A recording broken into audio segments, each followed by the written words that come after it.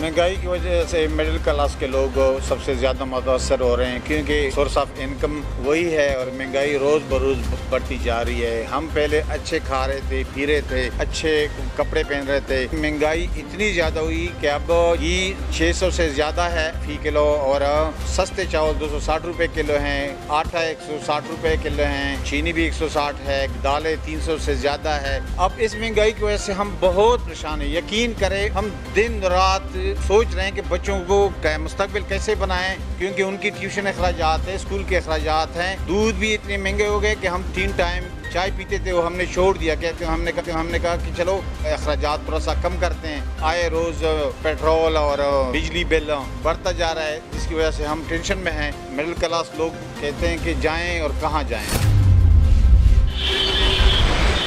दालें भी आवाम